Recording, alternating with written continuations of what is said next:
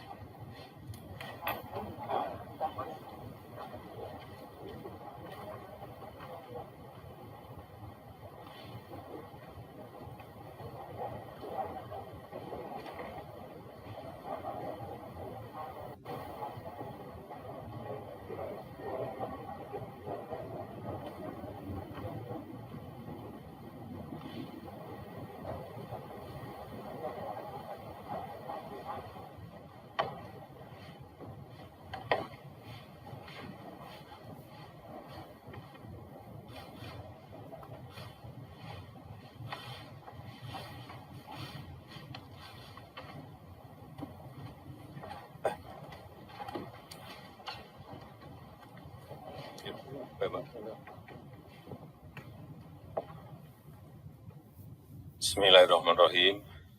Assalamualaikum warahmatullahi wabarakatuh.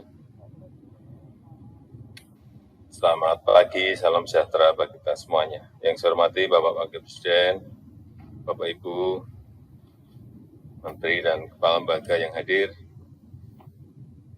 Dalam rapat terbatas kali ini dalam penanganan COVID, saya ingin tegaskan bahwa keselamatan rakyat adalah hukum tertinggi. Dan pada masa pandemi ini telah kita putuskan pembatasan sosial, termasuk di dalamnya adalah pembubaran kerumunan. Oleh sebab itu, penegakan disiplin untuk menjalankan protokol kesehatan harus terus dilakukan.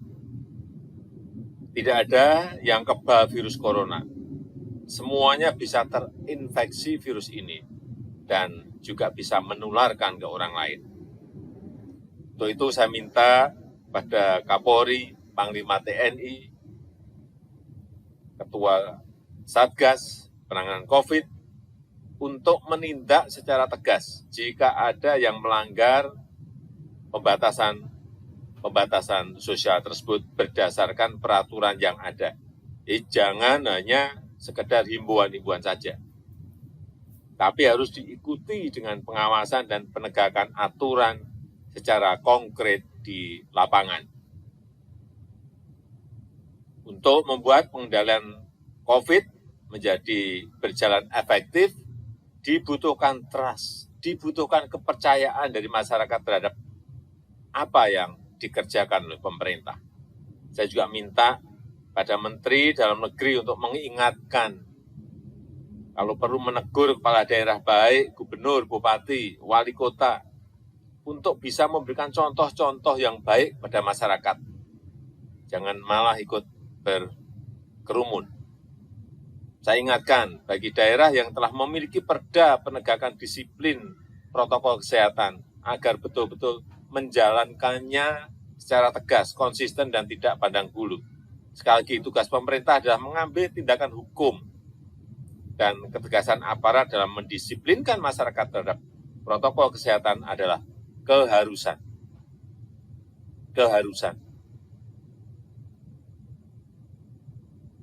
Berdasarkan data terakhir yang saya peroleh per tanggal 15 November 2020, saya senang dengan angka-angka yang akan saya bacakan ini.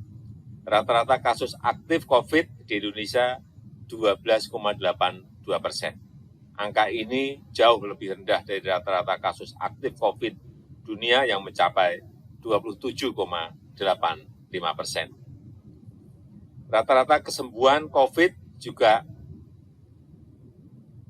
bagus, yaitu mencapai 83,92%. Ini juga lebih baik, jauh lebih baik dibandingkan dengan angka kesembuhan dunia yang mencapai 69,73%. Tapi kita harus masih bekerja keras untuk menekan angka rata-rata kematian lebih rendah lagi, karena saat ini masih berada di angka 3,26%. Ini lebih tinggi sedikit dari rata-rata kematian dunia, yaitu di angka 2,43%. Dan angka-angka yang bagus ini jangan sampai rusak gara-gara kita kehilangan fokus kendali, karena tidak berani mengambil tindakan hukum yang tegas di lapangan.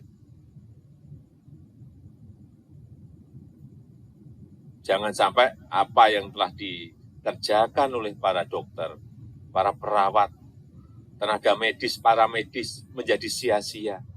Karena pemerintah tidak bertindak tegas untuk sesuatu kegiatan yang bertentangan dengan protokol kesehatan dan peraturan-peraturan yang ada.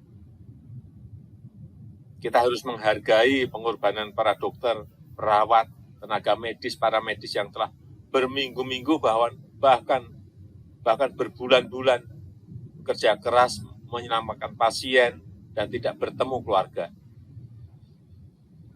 Saya di lapangan, saya tahu mengenai ini.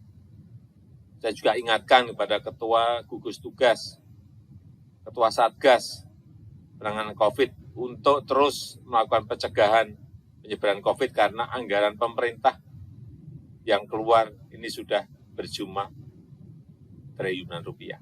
Jangan sampai kita kehilangan fokus kendali dalam penanganan COVID ini.